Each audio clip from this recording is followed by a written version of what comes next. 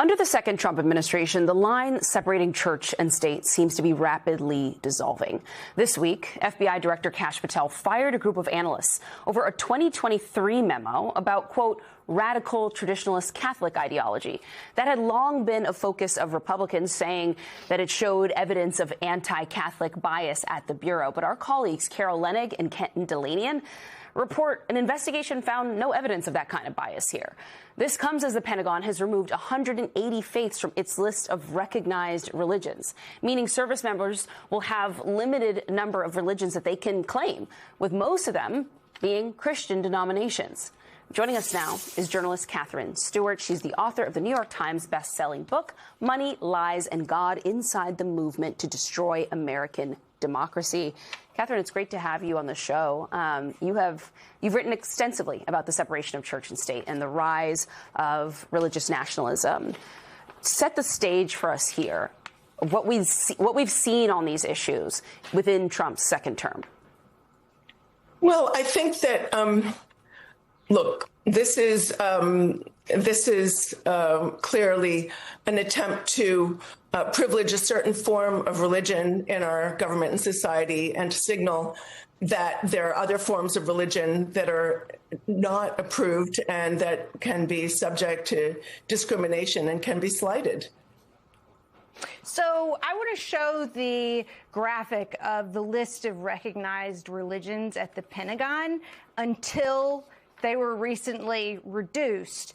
And this is a revised list now, but the irony of this is that in 2017, during the first Trump administration, that was when they ballooned the list to include the 220 different religions. So what is different now about the Trump Pentagon in 2026 than the Trump Pentagon in 2017 when they expanded the list of religions? Right. And I want to point out that many faith groups, representatives of faith groups, are really understandably outraged. We have two senators from Utah, Mike Lee and John Curtis, who have condemned the move for not identifying the Church of Jesus Christ of Latter-day Saints as a form of the Christian faith. Religious freedom and advocacy groups are also outraged. But no matter how this is framed or whatever excuses that they give us, these actions comport with the actions of Pete Hegseth as Secretary of Defense, because he is a core representative of the privileging of a certain form of religion in government and society.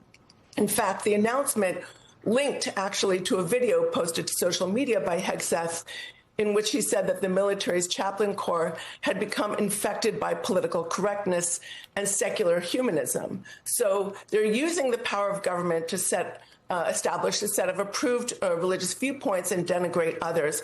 And this is something that we've seen throughout the second Trump administration.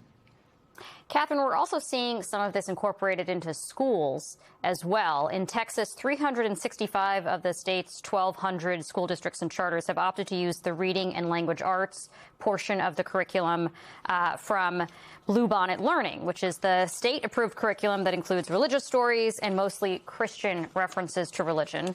States like Alabama, Arkansas, Louisiana, and Texas have passed laws mandating the display of the Ten Commandments as well in public school classrooms.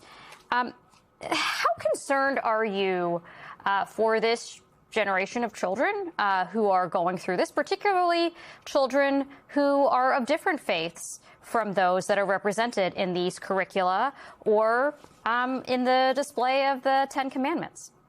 Sure. I mean, pushing a certain approved form of the Christian faith in public schools is a long time project of the religious right, but they're really pursuing a two-pronged strategy. The first is that they want to force their programming into public schools so children, little kids, get the idea that there's a right religion, one with a stamp of government approval, and other forms of religion or belief are somehow not, the wrong forms of religion. And then the second part of the strategy is to siphon money from public schools in order to and funnel that money to sort of right charter operators with a sort of correct ideology, or even directly to religious schools. Public schools have really been flashpoints for the culture wars and for the religious right for many, many years, religious right leaders used to be much more sort of, let's say, soft in their efforts to push their programming into public schools. They would say, we just want to have our viewpoint represented. But these days, they're much clearer about their goal, their ultimate goal of destroying public schools as we know it.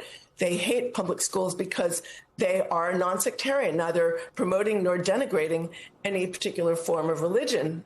Schools teach kids how to get along with others, including those who are different.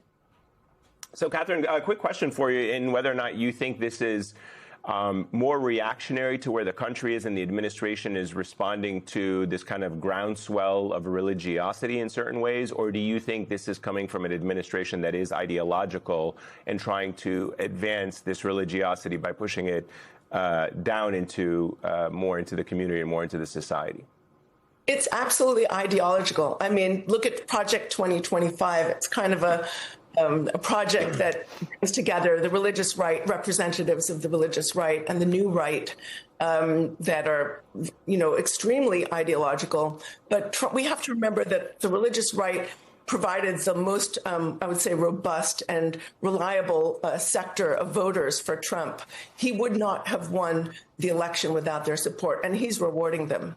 In fact, at many gatherings that I've attended, religious right gatherings, if Trump is there, he'll say, I think I gave you everything you wanted. And in fact, I think I gave you more.